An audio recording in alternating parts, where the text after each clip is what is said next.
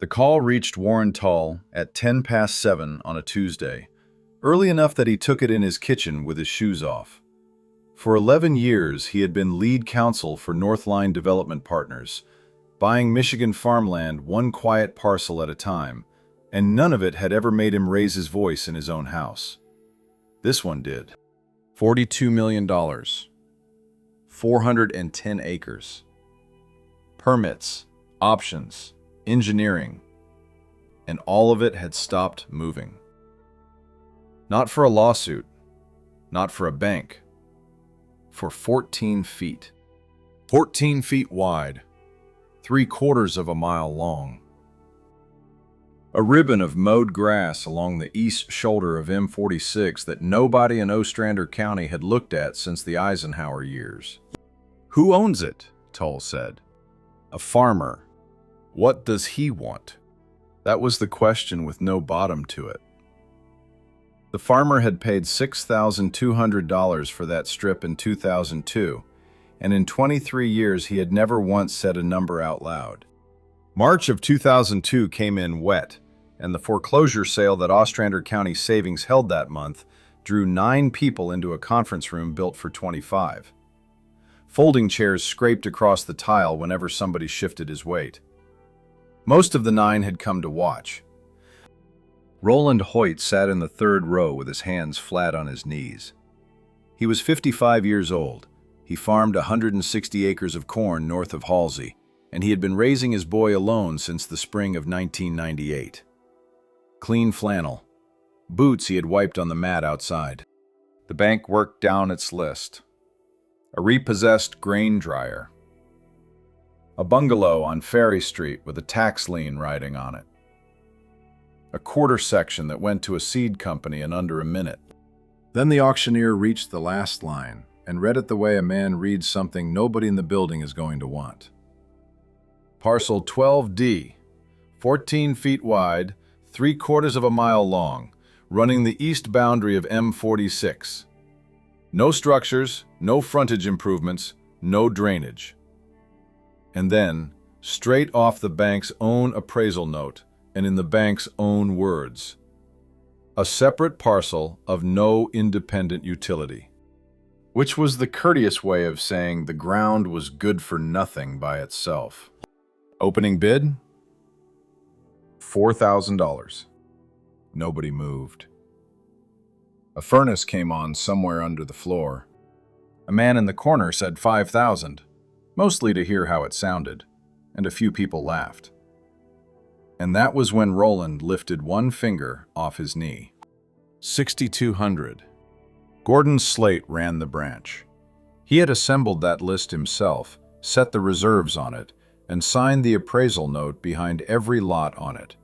And he laughed loud enough that everyone in the room got the benefit of it. $4 a foot, Roland, for a fence line. You want the ditch thrown in with that? 2 or 3 men laughed along because it was easier than not. Roland never raised his head. He signed where the clerk put her finger, folded the receipt into quarters with the edge of his thumb, and slid it into his shirt pocket, and he was through the door before the coffee had finished going cold. His son was waiting in the truck, 11 years old, working long division against the flat of a math book on the bench seat. Simon Hoyt did not ask his father what he had just bought. He would need the next 23 years to find out. Slate had the grass right. He had only mistaken which of the 2 of them had spent the winter reading the county's files. 2 years before that morning, on the second Saturday of an empty month, Roland went down the back stairs of the Ostrander County Courthouse to the records room, the way he had been going down them on the second Saturday of nearly every month since the fall of 1998. The room was in the basement. Metal cabinets, a pull-chain bulb over the map table, air that smelled of cold paper and floor wax. The clerk who kept the place worked Saturdays because nobody else wanted them, and she had quit asking what he was after. She called him the Saturday man, first to the other clerks and then to his face. He did not mind it. What he read were the things nobody ever signed out: plat books, road commission minutes, easement files bound in cloth tape that came apart in his hands. In November of 2000, he pulled a folder from 1957. The county had meant to widen M46. To do it, the Road Commission surveyed a corridor along the eastern boundary of the section, 14 feet wide, 3/4 of a mile long, the ink still blue on the linen, and set it off on the rolls as ground the county intended to use. Then the federal money went elsewhere, and in 1962, the commission voted the project dead. Roland read that resolution 4 times. It canceled the road. It did not cancel the corridor. The strip had been cut out on paper as its own parcel. Nothing in that resolution folded it back into the farms on either side, and from 1959 forward, the county had gone right on billing it as a separate parcel, every single year, without 1 year missing. The line for the current year read $38. He wanted a living man to say it out loud, so he drove out to Merrill Krebs. Krebs was the retired county surveyor, the one who had walked that boundary in 1957 and driven the iron pins into it himself. And he was the last man in the county who could say whether a line drawn on that map had ever existed out in the dirt. Krebs remembered. He described the brass caps and the numbers stamped into them. Nobody, he said, had ever come back to pull them. Upstairs at the counter, Roland copied 3 pages, the survey, the resolution, and 1 year of the tax roll, and paid 15 cents a page, 45 cents. He carried them home flat inside a feed store envelope and put them where he kept things he meant to keep. A line on a map is worthless right up until somebody has to cross it. The Saturday after the auction, Roland parked on the gravel shoulder of M46 and left the flashers going, because the property he had just bought was too narrow to park on, and he had not decided whether that was funny. Simon was 11. He had brought a book and left it on the seat. Roland handed him the ring end of 100-foot tape and told him to walk north along the ditch and call the numbers back. The wind came off the plowed fields in flat, cold shoves, and the tape hummed between them like a fence wire, and twice the boy had to set his heels and lean back against it, shouting a count that the wind took most of before it arrived. At the 4th pull, his father knelt and raked the dead grass back with his fingers until he found it.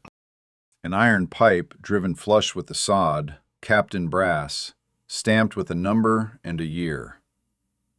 1957. Somebody from the County Road Commission had set that pin when Roland was 10 years old, and it had held one edge of a line the county itself had quit believing in ever since. The orange on the cap had worn down to flakes in the grooves. Roland took a small can out of the toolbox, surveyor's paint, crusted around the rim, worked the lid off with a screwdriver, and coated the cap in 2 inches of the pipe below it. Simon squatted beside him and watched the color come back. He wanted to know why a man would paint something nobody ever drove out here to look at. "Somebody's going to need this line someday," Roland said. "Don't ever let a man tell you it's nothing." On the way home, Simon asked whether his mother had known about the strip. Delia Hoyt had been dead 4 years by then, April of 1998, 9 weeks from the first appointment to the last one. Simon, 7 years old. And her husband had taught himself to answer questions about her in short, level sentences that were true and did not go all the way down. "She's the one who told me to go read things," he said. That was all of it. The boy watched the fence lines go past. Each of them a line somebody had once argued over and nobody looked at anymore. And after a mile, he asked if they could stop for a pop. Simon would repeat that sentence to himself for 23 years before he understood that it was a legal argument. Between 2003 and 2008, Roland wrote down every land transfer printed in the back of the county paper. 60 acres east of the highway, then 85 the next spring, then 120 in one November, out of an estate. The buyers were limited liability companies with names that sounded like insurance, no two alike, and when he copied the addresses off the deeds at the register's counter, every one of them came back to the same post office box in Grand Rapids. A box has no face. In the fall of 2007, he asked Alvin Boyce about it. Boyce ran the grain elevator in Halsey and had been buying Roland's corn for 30 years, which meant he knew what every field in the township yielded. He said what everybody said. Nothing out there but stubble.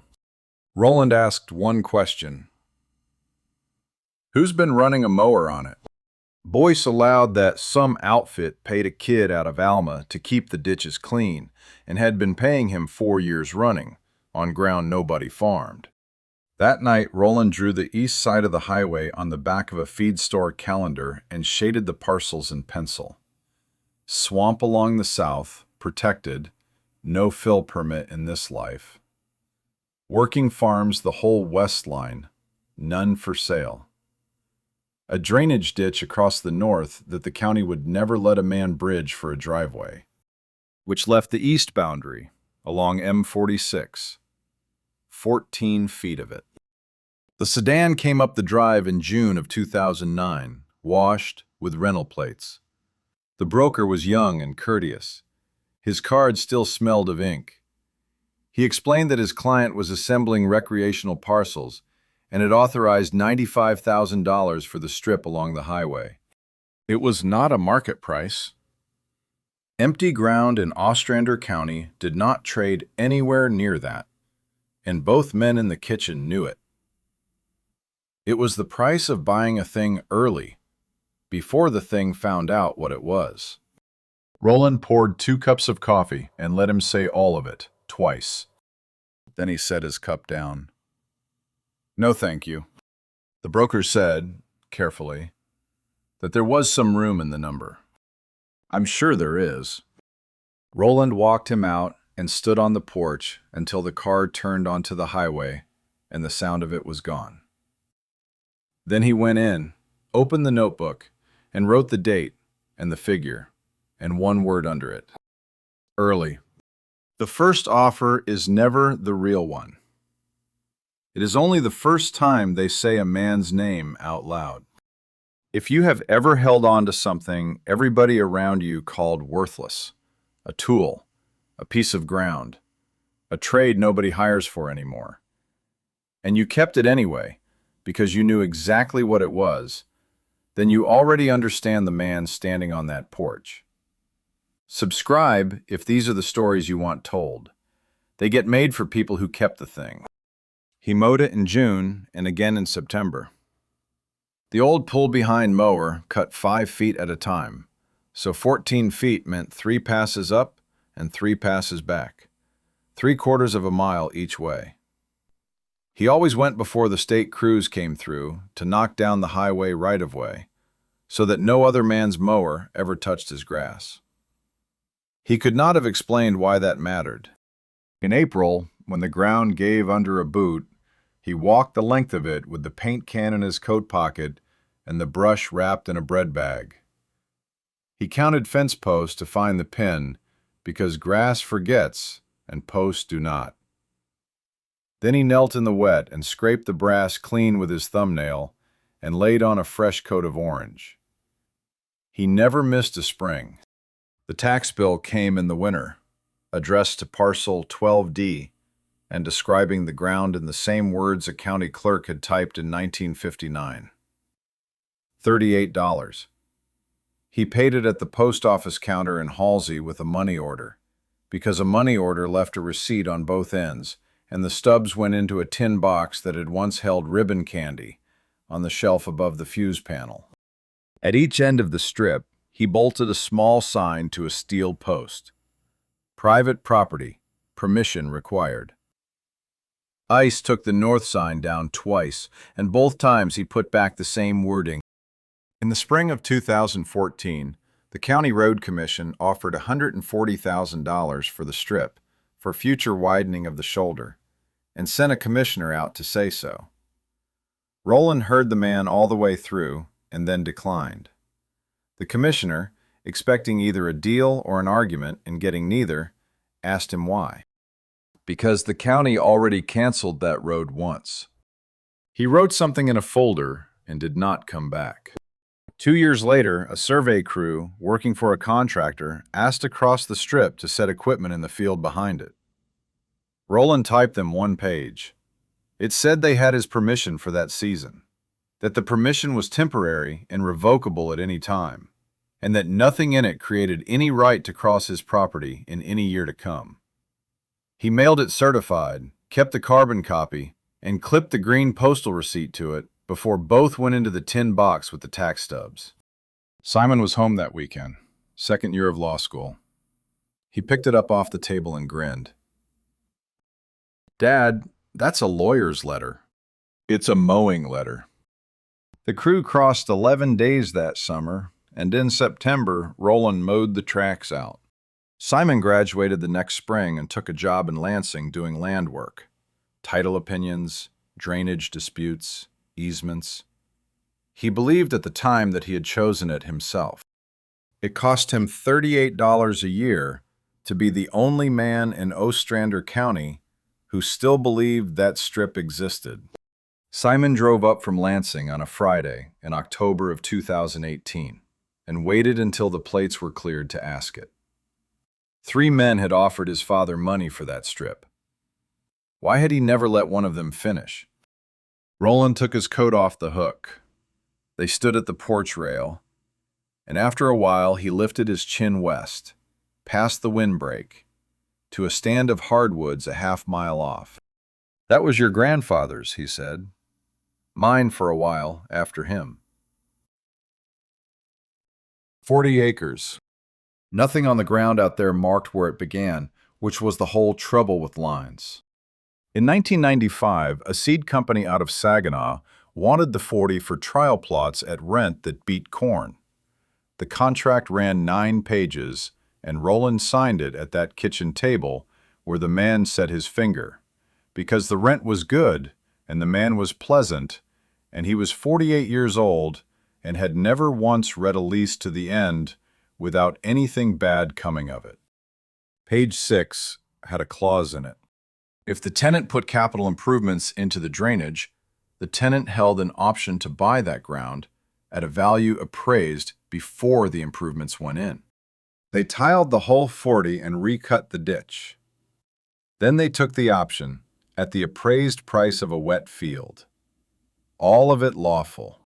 "They didn't cheat me," Roland said. "They read page 6. I read the rent and the date." Delia said the rest of it, and not kindly. If he could not read what men put in front of him, she told him, then he had better go and learn how, because there was a boy asleep in the next room who would be handed papers of his own. Simon was 4. He remembered none of it. 3 years later, she went in about something small in February, and it was not small. 9 weeks, first appointment to last. She was buried in April of 1998. Her son was 7. That fall, Roland began driving in on Saturday mornings. He did not go with a purpose. The records room had a table, a chair, and nobody in it who needed him to say anything. The reading came later. Simon stayed at the rail after his father went in. 16 years of mowing. 16 years of $38. None of it had anything to do with money. His father was waiting to be right. Once, on paper, in front of somebody who had to agree. He did not lose the 40 acres to a lawyer. He lost them to a sentence he never read. Everything after that was just a man teaching himself to read. The county paper ran it on the front page in April of 2025. Northline Development Partners had filed for final site plan approval on 410 acres east of M46. A retail center, 260 houses, a warehouse at the north end. 11 years in the assembling, $42 million. The rest of the county read the article. Roland read the file number printed under it. 18 years back, Alvin Boyce had put that whole east side at stubble. The paper put the same ground at 410 acres. He had met the company once, on a Saturday in June of 2019, and somebody had checked what day a farmer would be home. The man gave his name as Warren Tull, lead counsel for Northline Development Partners, and every shell company Roland had copied off the deeds at the register's counter. 11 years of options and quiet closings under one signature ran back through him and the post office box in Grand Rapids. The box had a face on it at last. Tull laid $310,000 on the table in words, twice mentioning that his client had been patient. Roland poured coffee and let him finish. Then he said, "Tell him I've owned it longer than he's wanted it."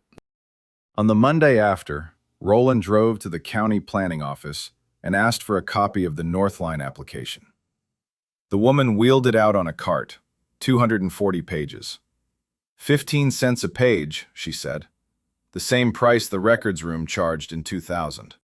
He needed one page. He paid for all 240, because a man who asks for one page is a man an office remembers. $36. Page 19 was the site access plan. He turned to it in the truck, door open, one boot on the running board. The main entrance was drawn 2 lanes wide, with a signal at the highway, coming off M46 and running east along the section's eastern boundary. The only boundary Northline had, the swamp holding the south, the farms the west, the drain the north. For 3/4 of a mile, that road lay directly on top of Parcel 12D. It did not deviate by a foot, because there was nowhere to deviate to.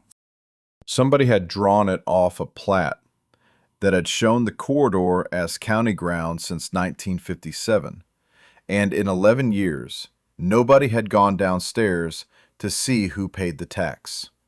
He said nothing at the counter. He drove home under the speed limit and called his son. Simon came Saturday.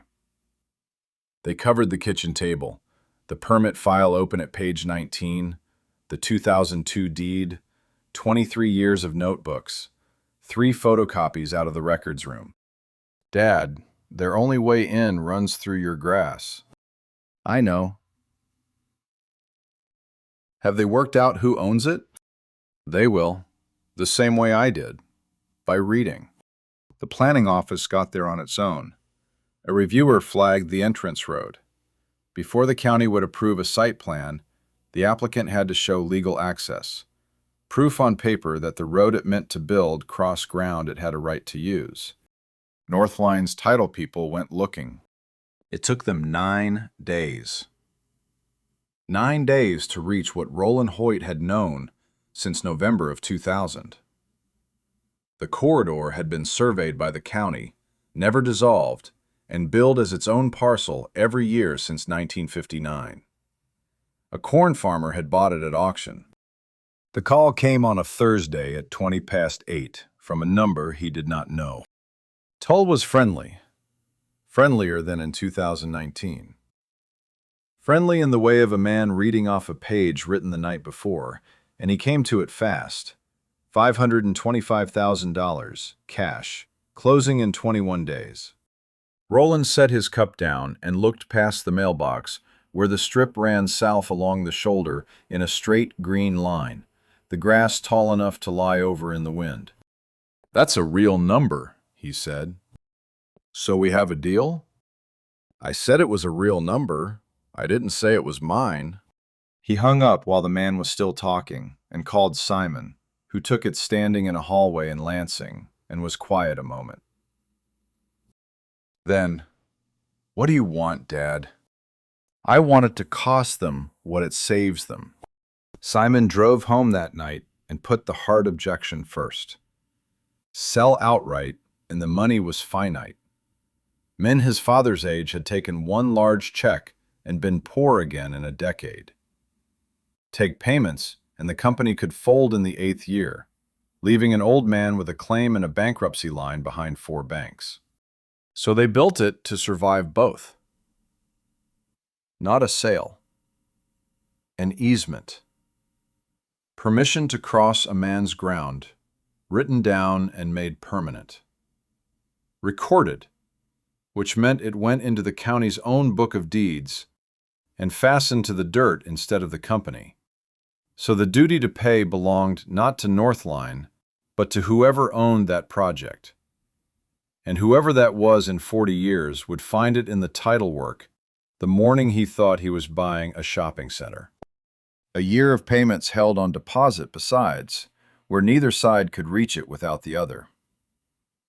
The monthly figure tied to the cost of living index, so it would mean the same thing in 20 years.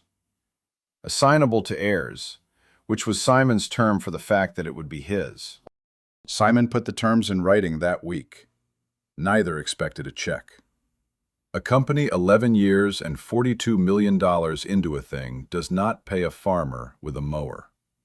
It looks for a way around him, and finding none, it looks in a courtroom.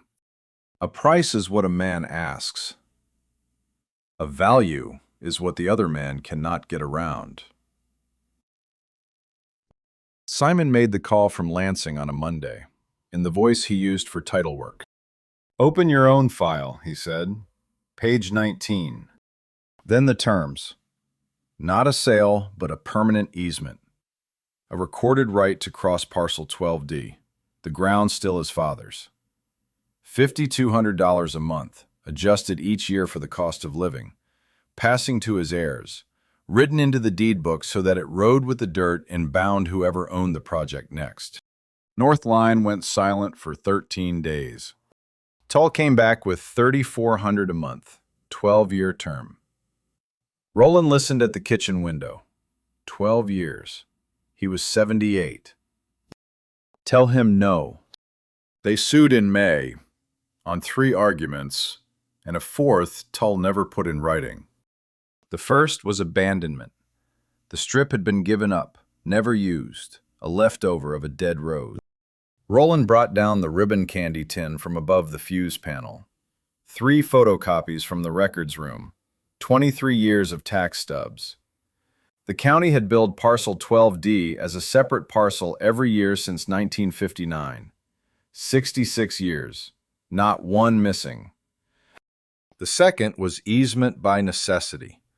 The rule that a man walled in on every side must be given a way out to the road. Northline's acres were walled in. But the rule rescues only a man walled in by land that was once one piece with his own and then got split. Lawyers call that unity of title. The county had laid the corridor out in 1957 for a road of its own. It had never been one piece with the fields to the east, not for a single day. The third was prescriptive easement. A man can lose a path across his own land if strangers use it openly long enough, and he never says a word. 15 years in Michigan, every one without permission. Their contractors first cut across in 2021. 4 years. And Roland had said a word. 1 typed page from 2016. Permission for that season only, revocable at any time. The green postal receipt still clipped to the copy. The sentence his father said in the wet grass in 2002 about never letting anybody call that line nothing had been a legal argument all along. The 4th was never filed. Tull offered it in the hallway. The county could always condemn a strip like this. Eminent domain is the government's power to take land when the public truly needs it. A bridge, a school. Simon answered him where he stood. In 2006, more than 8 out of 10 Michigan voters had written into the state constitution that private land cannot be taken and handed to a private company for economic development or a bigger tax base. This was a private project. The hearing came on a Thursday and took under an hour. At Northline's table, listed as local counsel, sat Gordon Slate, 78 now, years out of the bank, the man who had run the branch that sold Roland the strip and laughed at what he paid. Simon set 3 documents down, one at a time. The survey from 1957. The 1962 resolution killing the road, silent about the corridor. 66 years of assessment records. Then the fourth.